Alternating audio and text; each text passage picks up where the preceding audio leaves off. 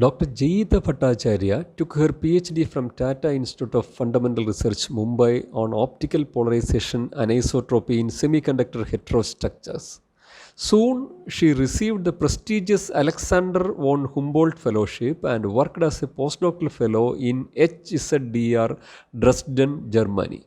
During her 4 years of stay at HZDR, Professor Jayeeta worked with a free electron laser investigating photoluminescence quenching in semiconductor quantum dots and quantum wells. Later, she joined IIT Madras in 2014 and continued work on optical properties of semiconductors, primarily focusing on organic compounds and carbon nanostructures. With this, I invite Professor Jayeeta Bhattacharya for her talk on optical materials and devices in the light of semiconductors. Single material alone doesn't do much. You can just do it in the lab to do some studies, while you to make a really workable device, you need multiple layers of different materials, and that's where we can make heterostructures. But just stacking different materials won't work.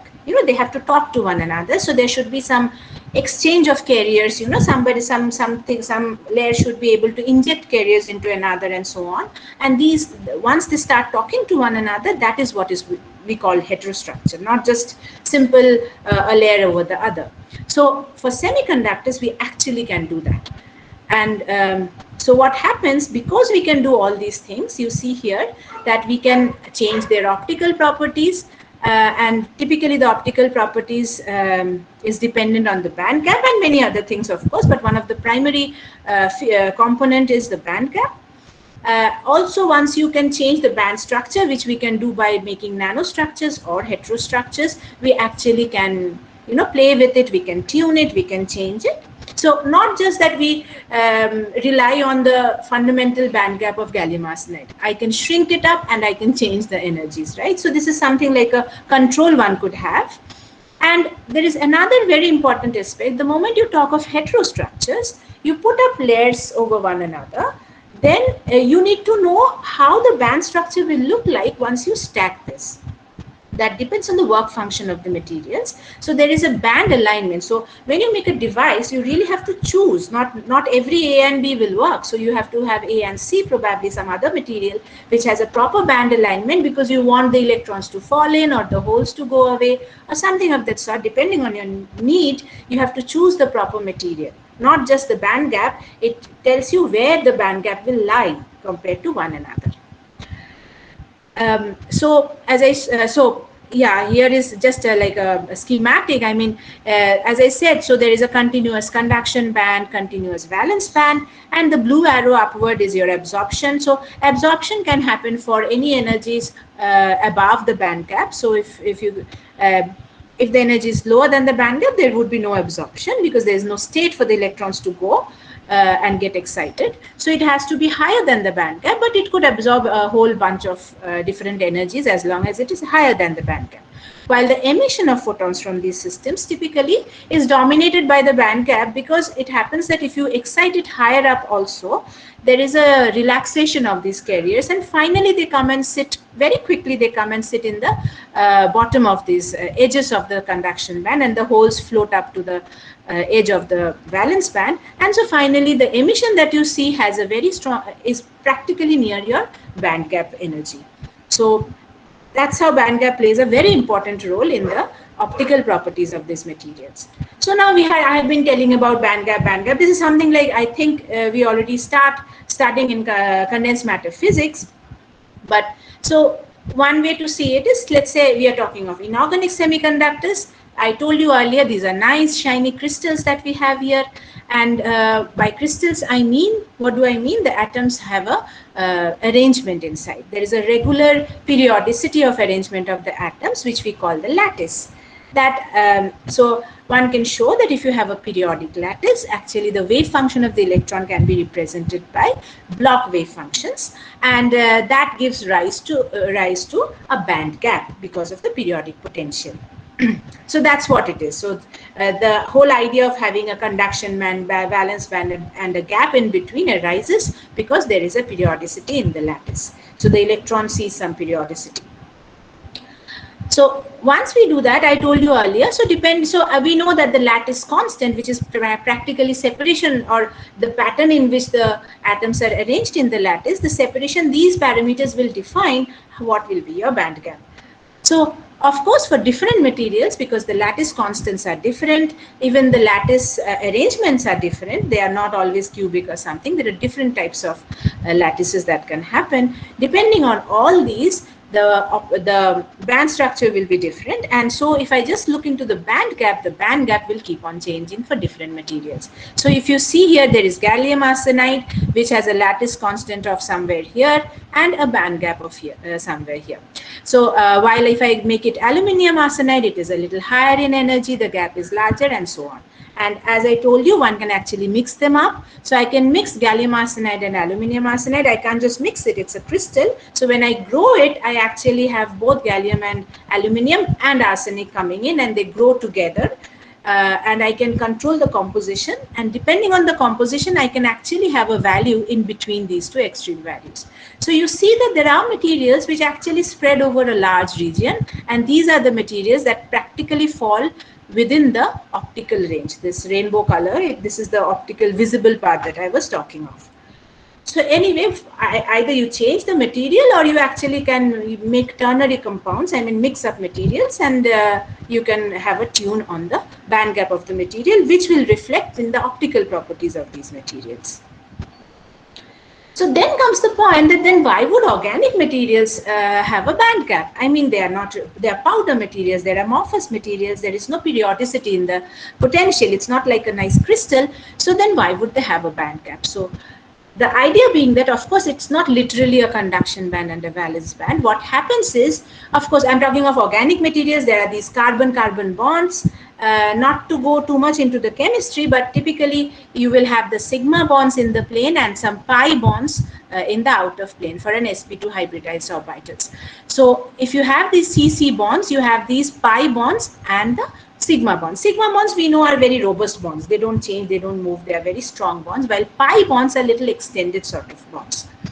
So now if I just see the band diagram, I mean the energy levels, you see this sp2 levels which are there in the plane, they are these sp2 levels, and the pz typically is the one that is the pz orbital. So you have to use molecular orbital theory to define these materials, the band structure of these materials. So you have a pz orbital, and the pz orbital from one atom actually interacts with the pz of the other atom by a pi bond. This is what is shown here, right?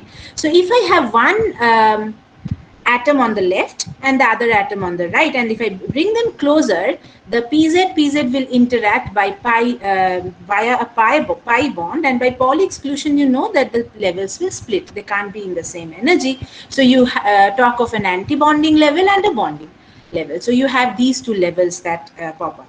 So now this is only for two atoms. Now if you have many atoms coming in and they all split, then what happens is there are a bunch of anti-bonding levels, molecular orbitals, and a bunch of bonding orbitals. So you can think of it, of course I made it like a continuous, but they're not continuous, they're very closely packed single levels. So there's a bunch of levels here and a bunch of levels here. Typically the lower level is occupied, as you see by the arrows, and the upper bunch of levels are empty.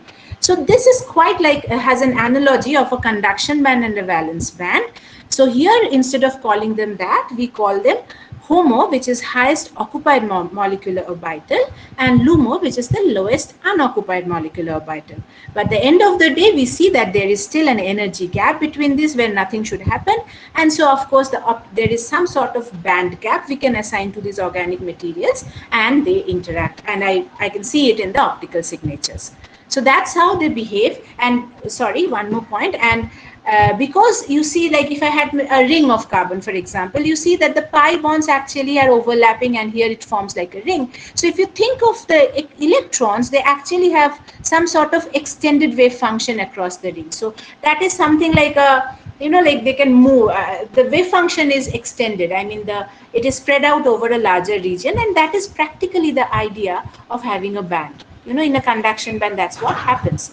So this is how the semiconducting property arises in the organic materials, even though they are amorphous. Okay.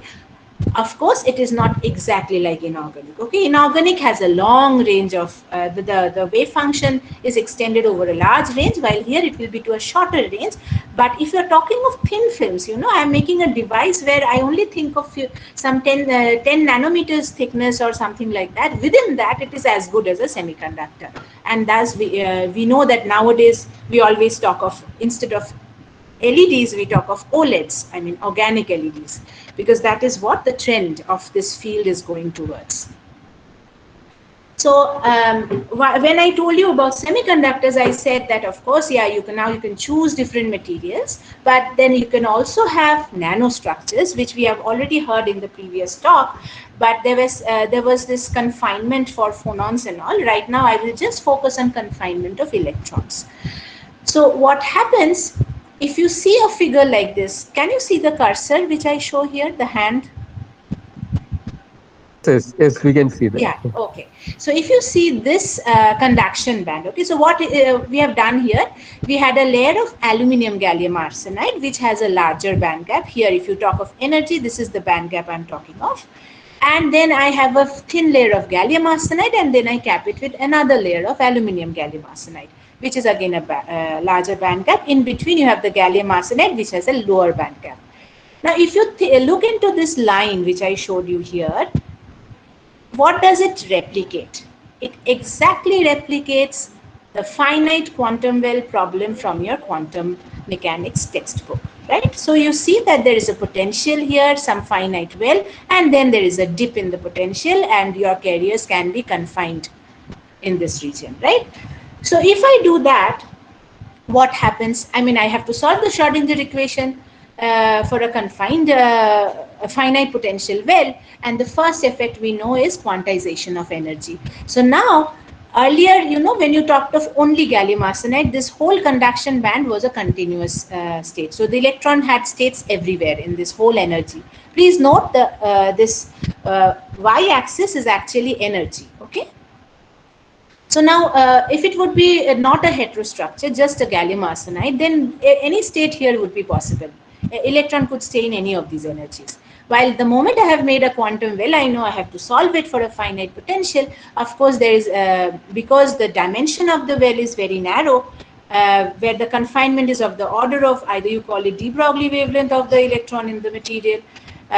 In that case, you see the effect of confinement, and you see this quantization of levels. So now the electron cannot stay with an energy in between these dotted lines. It has to either be in the upper dotted line or the lower dotted line, right? And similar treatment can be done. So what you do for electrons in the conduction band can be applied for holes in the valence band, and you see the confinement of whole energy levels in the valence band. So now, earlier I had a continuum here in this conduction band, continuum in VB, and if you looked into the absorption, you would see that any energy higher than the band gap would get absorbed. But the moment I make a heterostructure of it, for example, this is a quantum well where I confine it in one direction, I have discrete levels in the Z direction. Okay, if this is my Z direction, the growth direction here. Then what happens is I have certain energies where it can absorb for the Z part at least. Okay, so I have either it has to be this blue or this blue, but it cannot absorb somewhere in between. It is only for the, let's say, for the 1D system. If I'm talking of a real system, it will be slightly different, which I will tell you later in the slides. So as of now, if I just consider this 1D confinement, I can say along the Z, either it can be absorbed for this energy or for this other energy. It cannot absorb an energy in between, a value somewhere in between. So everything got quantized. And emission, as I told you, of course, for certain cases, you can see emission from the excited levels. But in most cases, they tend to fall down. You excite carriers in the upper level, they try to relax down. They are all lazy people. They always try to come down to the lower level. So they quickly relax down. This is called thermal relaxation. And then they recombine. So typically your emission again will be dominated by the lowest transition. So here the lowest transition is this lighter blue or whatever the pink thing that I'm showing here. But what happened to the overall emission color? If you see in the bulk condition, the emission was happening from this edge to the lower edge because the electron had energy at the edge. But just because I have confined them, your levels have gone up here and this level has gone down, and the possible lowest energy has become this black lines. So your emission gap has actually increased. So your emission wavelength has blue shifted. It has moved towards the higher energy, right? So if I squeeze the well more further, I make it even a narrower well, these levels will even move upwards and these lower levels move downwards, and your energy will more shift towards even higher energies or shorter wavelengths. So in earlier talk, you have seen that there was one slide where they had this quantum dots, and depending on the size of the dots, you see this emission. So this is the whole idea, right? So the material had still this band gap of this, but because I have confined it, the lowest edge is not possible anymore because I have a finite confinement energy even for the n equal to 0 level. So I have this finite energy here, and then and here also there is a finite energy. Things have moved. My lowest energy have now moved from um, this red value, what I showed, from edge to something pink, which is from this lowest energy to this low. So, and the position of this black line is something we can control by changing the dimension of the well, even changing the material. I mean, one can do that as well. So once we do this, so this was something like I showed in one axis. So one can think of that it is, how do we define it? We talk of density of states. That also arises in your condensed matter courses. So if you have a 3D system, I mean, it's nothing like, it's not a nanostructure. So it's a bulk material. Then we know that the energy, you can show that the density of state is proportional to energy to the power half. So it starts from certain energy because this is the band gap, because it won't absorb somewhere. So there are no states below the gap, but beyond that, the density of state shows a e to the power half dependence. Now, if I make it into a quantum well, as I had shown in the previous slide, so I confine it in one direction. In this direction, I make it very thin, only in one direction. Then the density of state actually becomes independent of E. So it becomes like a step function. Okay, so this is again the band gap. Of course, the edge will move from this position, from the bulk. So it should be somewhere. I mean, this is not, I picked it up from somewhere, but I mean, this energy won't be this energy. This should have shifted to the right because it will be blue shifted, but it is independent of energy. Now, if I make a quantum wire, which is even a lower dimension, so this is called a two-dimensional system. This is a one-dimensional system. It is a quantum wire where I have confined the carriers in two directions, so it can only move in one direction. It is extended in one direction. Then the density of state actually becomes e to the power minus half. And the other thing is, the last and but not the least, I confine it in all direction. So I just make a small bit of a very small tiny nanometer scale piece of the material. So I confine in every direction. It is also called like a quasi atom. So it has a spike. So it has only very specific, just like an atom has very specific transition lines, signature lines. So the dot will also have very specific density of states, which are defined by delta functions. Not one, but there will be multiple transitions possible. So there will be multiple Dirac delta, but they're all like very spiky features. So this is something like a theory. So density of state just tells me how many states are possible for the electrons in certain energy range. So given an energy, how many are there? So as for example, in the band gap energy, there shouldn't be any state for the electron. So actually there is nothing here. And then slowly how the number of states changes as we go deeper into the band is how is shown here. Okay. So how does it reflect in the optical properties? The right hand side, it is some absorption curve. So remember this, density of state typically reflects in the absorption spectrum of the material. So how the absorption, so if you see here, you will see that something like this, the bulk material has a trend which we had seen here. So it goes up and just it keeps on going up, and the dependence typically should be e to the power half. Then if you think of a quantum well, I told you it is like a step. Forget about these features. These are excitonic features, which I will discuss later. But if you just see roughly the envelope of it, then there is like this a step here. And of course, once you have the second transition coming in, so it will add up to another step here and so on. So it will be like literally like a step. Okay. The intervals will vary because the energy separations will change, but it looks like a step. But these curvy features we see, peak features, I will talk about that later, which are excitonic features, which also Professor Dhar had, uh, the previous speaker had actually mentioned about. Um, for quantum dots, for example, I told you this will be like spikes, but when you do a measurement, you see the blue line is the absorption plot. So you would say that, yeah, it is not a spike, it is a broadened feature. This is because, no, these measurements were not done for a single dot. They are made for multiple dots of different sizes. So they are these, it's like bunch of lines that are there clustered in around this energy. So there are many single such delta functions, and together you see the intensity, which comes to be this envelope. It's just some example I picked up. So now I told you about these materials I'm talking of. So how are they made? I won't go too much into details, but just to give you a feel of it. No, things are not never easy. We always get a packet. You buy a bulb from the market, but it started off quite difficult in a very complicated way. So this is a molecular beam epitaxy, typically known as MBE system. So the whole idea is, for inorganic semiconductors, we rely on the periodicity and everything. So we rely on the fact these materials have to be very highly crystalline. So to grow these crystalline materials is not an easy task.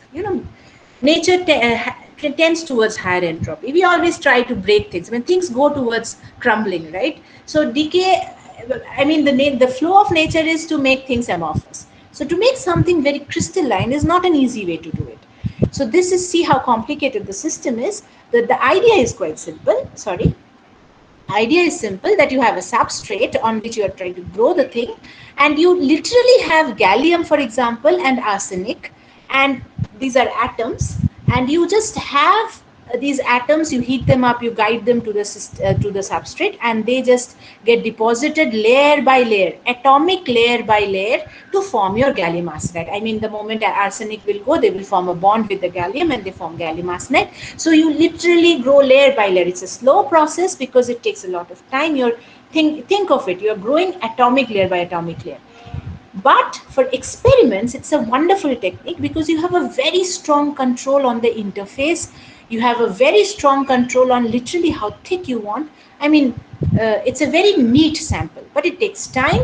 And of course, it's not a commercializable way of doing things. But for research purpose, this is what people mostly use for inorganic semiconductors. The other method is also is called MOCVD, metal organic chemical vapor deposition. We have a system like this is a picture from TIFR. So we have the system in TIFR where they grow the inorganic semiconductors. This does in a little different fashion. What it does is you have a substrate and you inject metal organic compound. So what does it mean? For example, in this system, they are trying to grow gallium nitride. So they inject trimethyl gallium. It's a organic and with a gallium metal in it. It's a compound. It's a gas. They just push it in, or they vaporize it and push it in. And these molecules come close to the substrate where you want to grow the sample. And on the other side, you inject, because you want to grow gallium nitride, you want nitrogen, you push in ammonia. And then what happens is there's a chemical reaction that happens in situ where the gallium from here and the nitrogen from here combines and forms your gallium nitride. And you have these other gases, methane and all, that will go out. And so finally you grow a gallium arsenide. So it is like, that's why it's called chemical vapor deposition, because there is some sort of chemical reaction that happens in the vapor state near the substrate to form the film that you're growing. This is also very commonly used, and actually this is the method people use in commercially in companies where they grow these huge optoelectronics, LED factories and whatever. They have these machines, many of these machines, and they grow. So this can be grown in a larger scale. So this is a method. So as you see, I mean, it's not easy. You have to control the pressure, the purity. It's a very expensive method.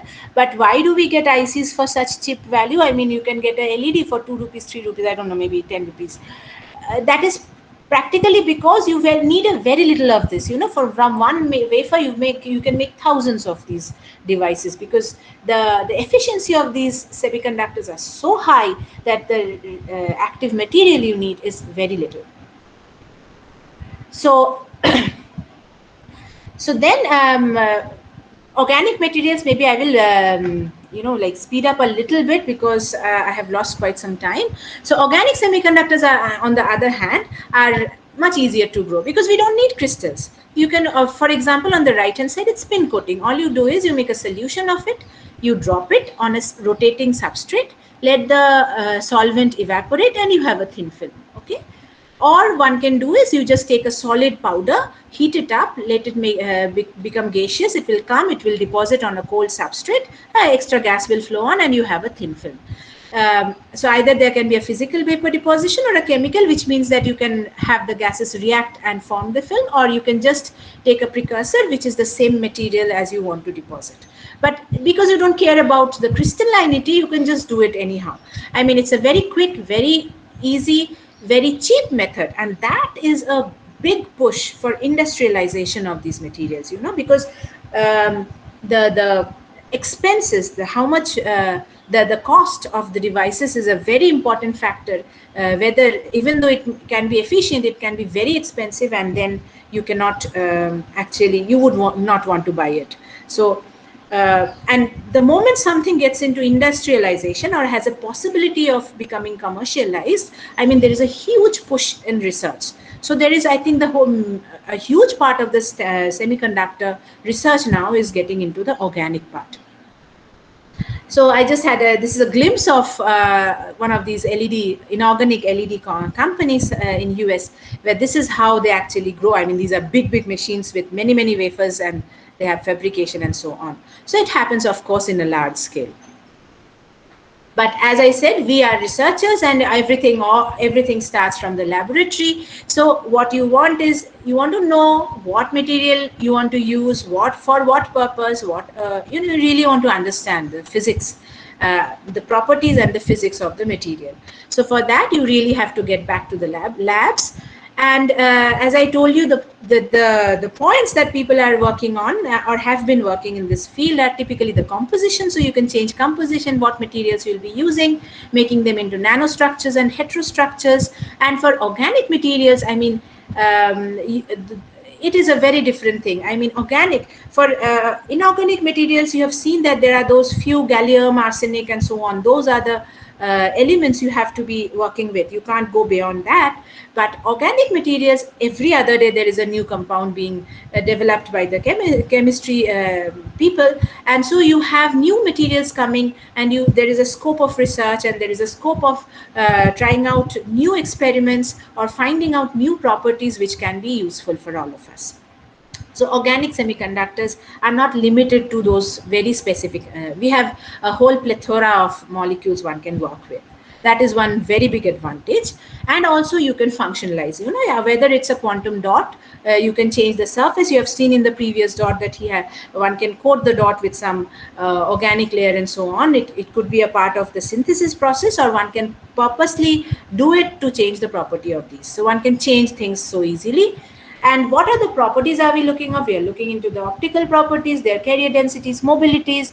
As I told you, in heterostructures, the layers, different molecules will be talking to one another, so there can be either charge transfer or carrier exchange. And of course, what I left out so far is something, the temporal response. I mean, what are the time scales I am talking of? What are the time scales related to these processes that are happening? That is another very interesting topic of research.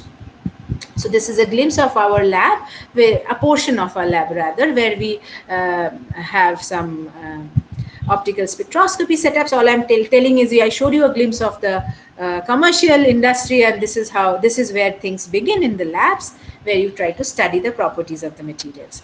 So the thing I would be trying to convey to you is a flavor of these light emitters, some different aspects of these light emitters, not all these topics, please. I'll some interesting part of it, and something that we are currently doing and actively being researched in our department in IIT Madras. It's quite a sort of to tell you and inspire you to come and pursue further PhDs, studies, and so on, or for further collaborations as well, of course. So light emitters. So if I have a light emitter, what I'm looking for, one is, can I choose the light, the color of light? I want a red light or a blue light or a white light. Can I have a very high brightness, so that I need less power to run it? It has to last long. It has to be power efficient. This is where the LEDs have kicked out all the previous technologies. And currently, something that is becoming very important is eco-friendly. The process by which I'm making these materials has to be eco-friendly. We are more conscious about our environment and pollution. For example, gallium arsenide needed arsine, which is not, which is a uh, toxic gas. So there are lots of toxic gases that come out from these inorganic industries, and that's why people are tending towards organic synthesis. Of course, not all organic. You have to see also what can be friendly, eco-friendly. And then, of course, to draw in the biology people in, it has to be biocompatible, where you want to do some bioimaging, because they are emitters. You can actually, it can be a dye which you can put in the bloodstream. So it has to be a biocompatible system. So these are the things that people would desire, not all together, but depending on your application. So that brings me to something that we are currently very interested in our group, which are carbon dots. So what are carbon dots? We all know graphene, these hexagonal lattice. We have come across it many number of times. So the carbon dots can be of different forms. One is pieces of graphene. So if you think of a graphene sheet and you cut it into very nanometer scale pieces, you give rise to graphene quantum dots. So there is some sort of, these are also like quantum dots. There is a confinement, there is a boundary. Or you can think of a piece of a graphite where you have multiple layers of this graphene and you have a small piece of it. And then this is called a carbon quantum dot, where is some sort of alignment and arrangement within, and there is a boundary. Or you can think of carbon dot in general, or they call it carbon nanodot, which is that you have, it's a carbon, of course it's carbon, but not everything is like a graphitic structure. It is, some portions are hexagonally arranged, some are amorphous, and it's a mixture. And then, of course, there is another category which are called polymer dots. These are also made of carbon, but they have a lot of other foreign materials like oxygen and this and that, which arises because of the synthesis process, and they're badly formed dots in that sense. So they do have something like a carbon core, but they do have lots of other things also inside it. And then the other so these dots have become very interesting and is a topic of active research nowadays, because they can do a lot of things. So the other aspect is, you can actually, I told you earlier, functionalization. So you can actually, purposely put different these different branches, like CO or COH on the surface of these dots and change their properties. So you can functionalize this. You can put these functional groups on them. So there is a huge research going on, and a lot of people are working on this.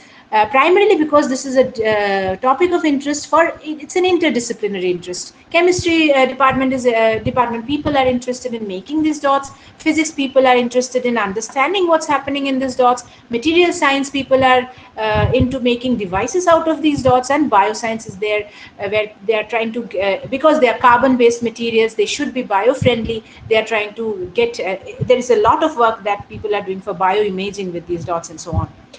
So as you see, there are a lot of applications. So why the reason that it became so popular, they're just bits of carbon, right? That they are relatively easy to make in the lab, because there's carbon. We know that carbon nanotubes had a boom, and they are so easy to make.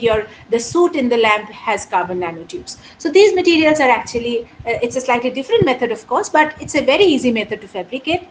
And what you can do is, you can functionalize the surface, and depending on your synthesis methods, changing a little bit of the temperature, changing the concentration of the solutions, you can change the properties very easily. Typically, they are very good luminescent dots. And of course, the other thing is biocompatible. Being built of carbon, they are typically biocompatible.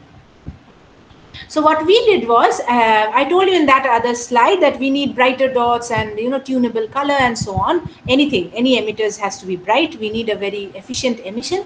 So people have done a lot of things. So we also had tried out a work. Last year we got it published.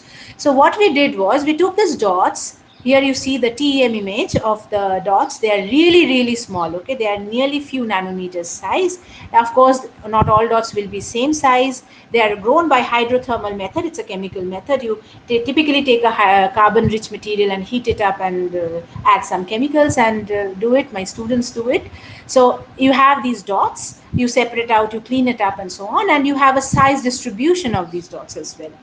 So what we did is we took TiO2 nanotubes in collaboration with another group, Professor Shomnath Roy's group in our department, who are pro in making these nanotubes of TiO2. So we took these nanotubes and we actually made a composite. So we took these carbon dots and put it on top of these TiO2 nanotubes.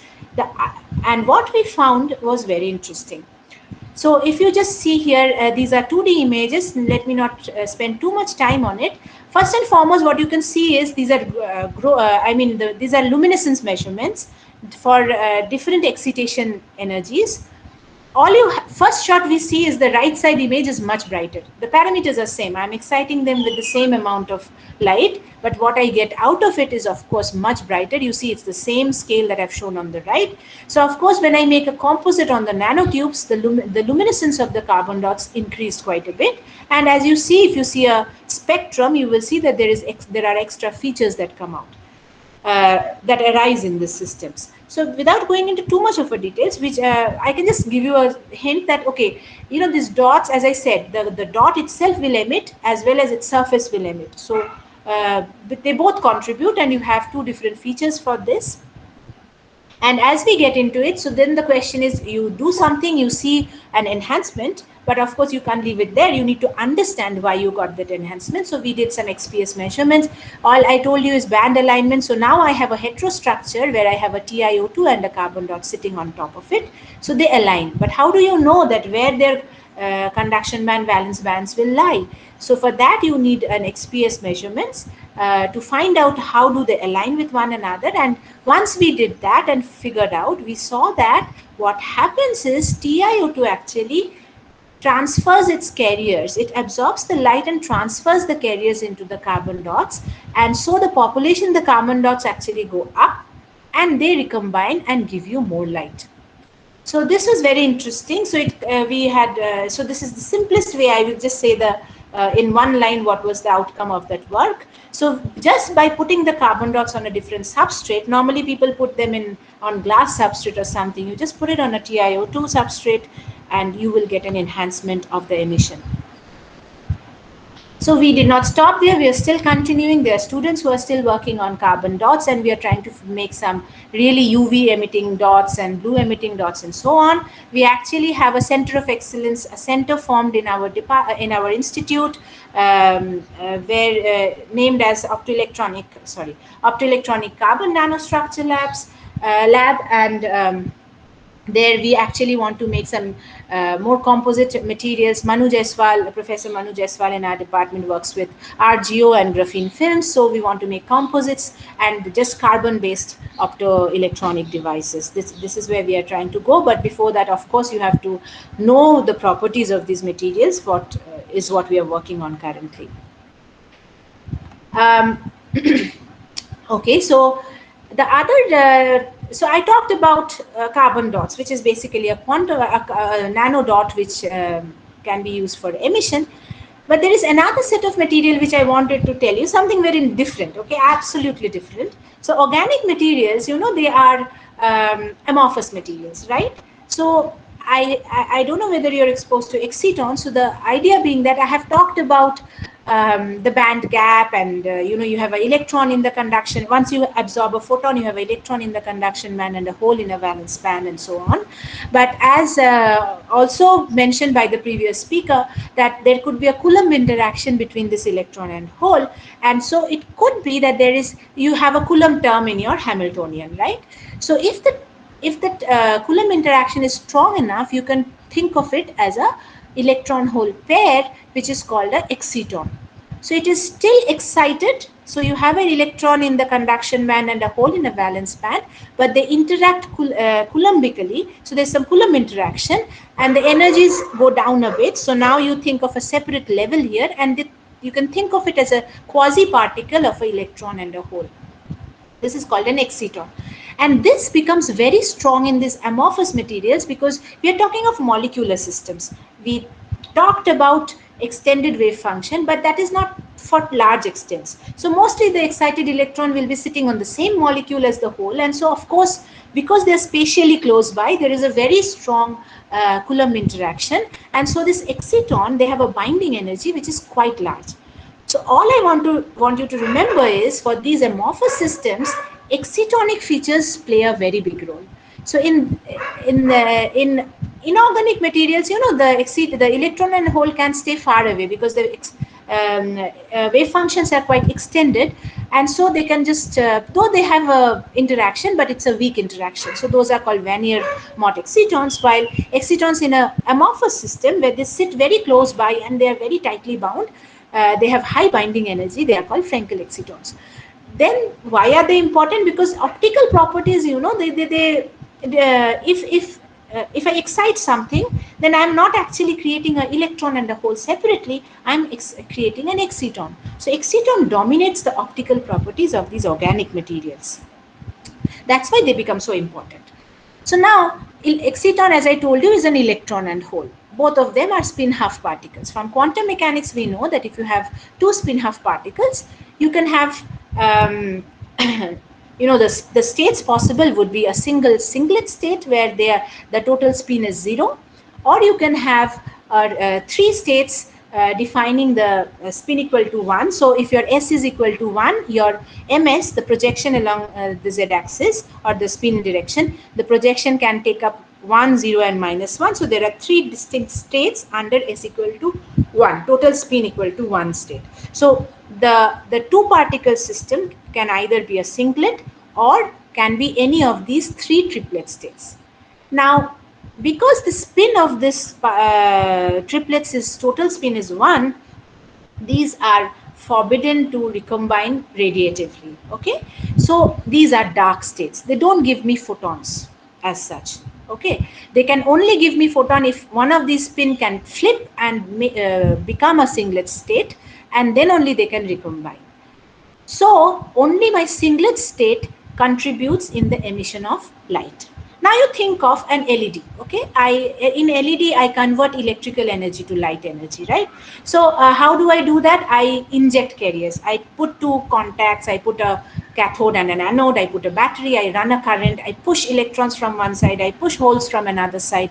They come. They form excitons within the active layer, and then they recombine and give me photons. But when I'm pushing it, think of it that 3/4 of the population are triplets and 1/4 of the population are singlets, and the 3/4 population are dark. So only 1/4 of the population, that is 25% of the injected carriers, are actually giving me light. So I'm losing a lot of light because many of these carriers are becoming triplets, which I cannot avoid. I mean, these are all the states which are available to them. So this is where a set of materials were found out, which are called these TADF, thermally activated delayed fluorescence materials, which I'll come a little in the next slide. I'll elaborate it. So let me see the band structure of this. So I told you there is a singlet and there are triplets. So I can just think of the T1 state first, the lowest triplet states. Okay. No, the three triplet state will be close by. I mean, the S1 is the excited singlet, and these are the other higher order triplet states. So the transitions that can happen is normally this one transition you put a photon and it gets absorbed, and so from the ground singlet you create a excited singlet. This is the absorption phenomenon.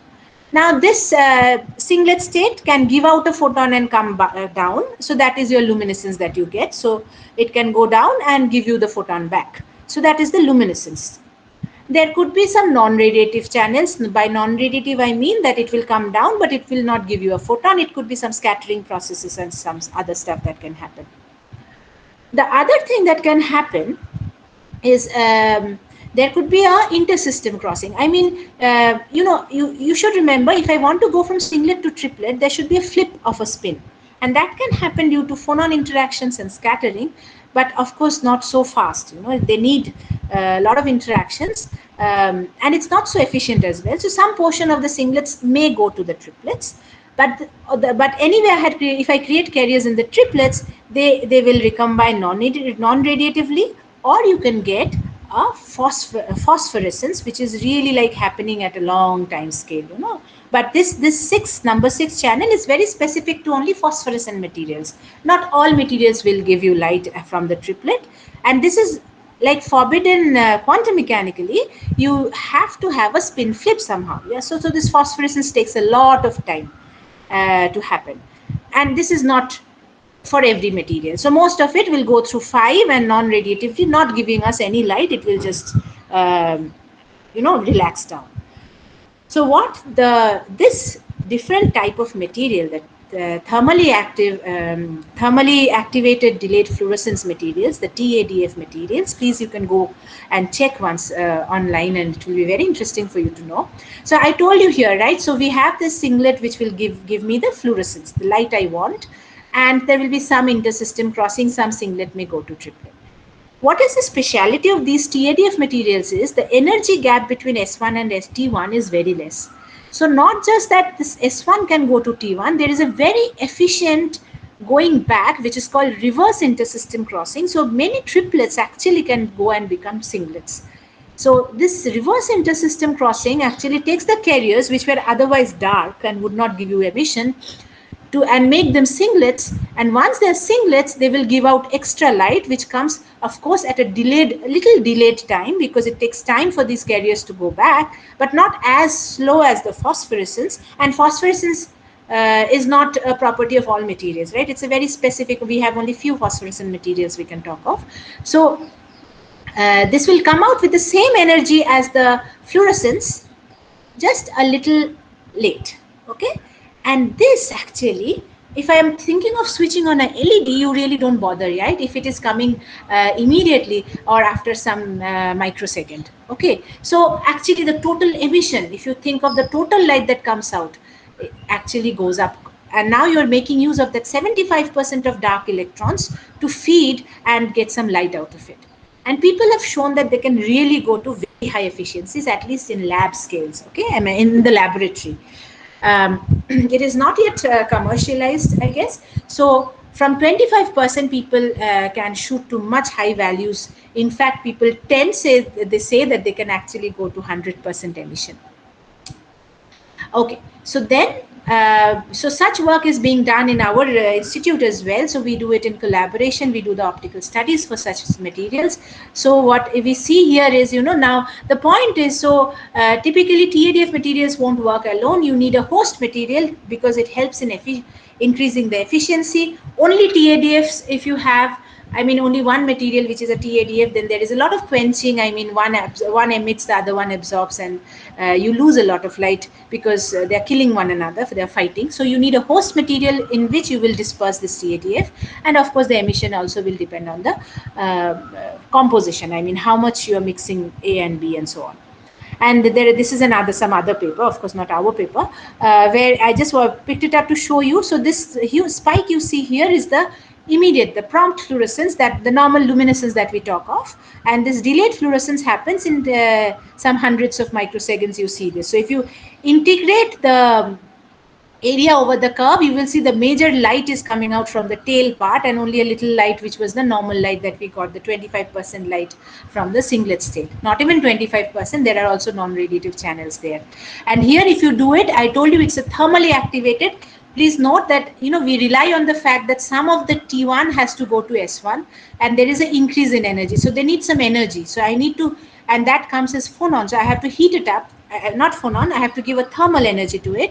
So if you heat at room temperature, it works best. So if you heat up, I mean, from the thermal energy, it becomes easier for the T1 to get to S1, and you have more and more of emission. So this was something that came up in the last decade. I mean, in the last maybe 5-7 years. Initially, I mean, the first work probably in the last 5 years or so. And this has picked up a lot because this is something people can work on, and we are talking of going from 25% efficiency to 100% efficiency just by choosing the proper material. So that's it. I mean, I think I should hurry up. So I'll just sweep through, as I told you, because I was talking of emitters. I can't just leave out lasers. I think the basic phenomena of lasers are quite known to us. We rely on stimulated emission. I found people answering in Professor Vijayan's talk, so I think this is familiar to you all. So this is standard laser we talk of. If you think of a laser, it has an active material, it has a cavity, right? And we need to pump. So it has a there is an amplifying medium, that is the active material, which will give you the light. There is a cavity which we normally form by mirrors and so on, and then the light goes back and forth, and there is a stimulated emission that is happening.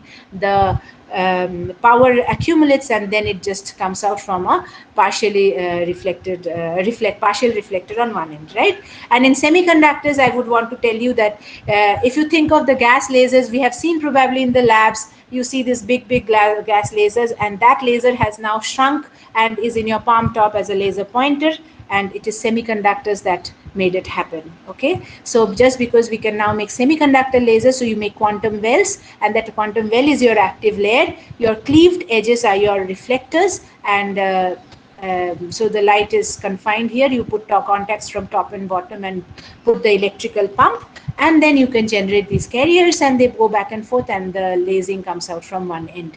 So this is your laser pointer that you have in your pocket or in your drawer in your desk. So it could happen because of semiconductors.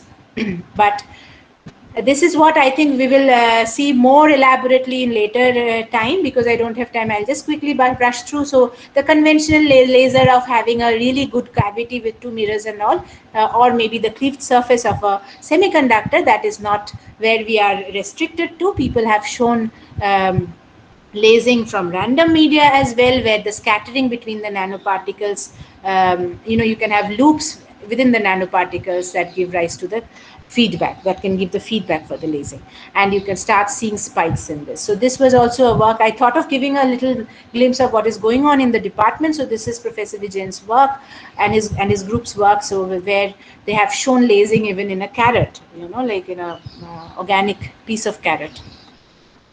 But why I wanted to include it, because I had already told you about carbon dots. So people are actually doing random lasing even in carbon dots. These are emissive dots. So if you see the next slide, you see the colored lines, the blue, green, and red lines. They are just the luminescence of the dots.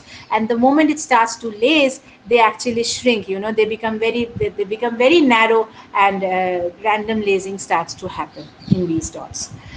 So this you will come more elaborately. So just to give, this topic is such huge topic. I did not know where to stop and what to leave out. They are also interesting. It's a very interesting field. So just to glimpse, I talked of all continuous wave measurements. There is a huge bunch of measurements that can be done with ultra short pulses, where you really think of time resolution. So you can measure the dynamics of the particles in the system. You are exciting the carriers, it falls down to certain level, then it recombines. What sort of times am I talking of? Femtoseconds time scales, picosecond time scales, nanosecond time scales. And to probe them, of course, you will need lasers that fast. You need pulsed lasers which will be that short, because you want to study them. You need a needle point which is very sharp to study a phenomena which is broader than that. So here we started off with nanosecond, picosecond, femtosecond, and now people are hitting attosecond pulses. Attosecond means you actually can probe the motion of the electron within an atom. Okay, so with such a pulse. So that is the idea of getting into dimensions of 10 to the power minus 18 seconds. So it's an enormous thing. It's exciting. Other than that, of course, there are nonlinear processes. There will be a lecture on this as well, where you can generate different wavelength from another wavelength of light. This is something we had generated in our lab from just water. You shine 800 nanometer light on water, and due to the nonlinear of certain intensity and stuff, you have to control the parameters, of course, and then you generate white light out of that red light. So this can be done. and other, of course, there are immense number of measurements that can be done. Technologically also, this field is very interesting, because I told you about devices, so why leave it out? So the current, we talked of LED, I told with organic materials it will become OLED, OLEDs, and now it's AMOLEDs. AMOLEDs are active metrics. I mean, earlier it was like you had a white light so your phone, for example, it was a background white light, and on that there was a LCD which actually defined your red and blue and green pixels. But now what people are pushing it to is literally having a blue emitter, a red emitter, and a green emitter in a pixel form. And then you actually, it's a very highly power efficient thing, so your batteries won't go down so easily for your mobile phones, and it will be a very bright, much brighter display, as well as the color purity. Green will be literally green and blue will be blue. So this is where the technology is pushing. We have a center in our institute in electrical engineering with whom I collaborate as well, to do the optical studies of these materials, but they are literally getting into fabricating such devices. And of course, so organic material, one of the push was, as I told you, flexibility. So one would someday, this is a prototype from Flexenables, where one would finally want to wear something, you don't want the laptop in your bag, you can just fold it and put it in your pocket. That should work. So I hope I was able to give you a glimpse of the field of optical devices and materials. And I mean, it's a very interesting and also challenging field.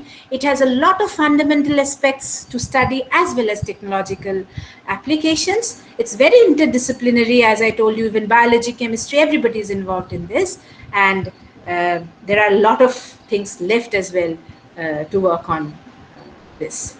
So I guess that's where I stop.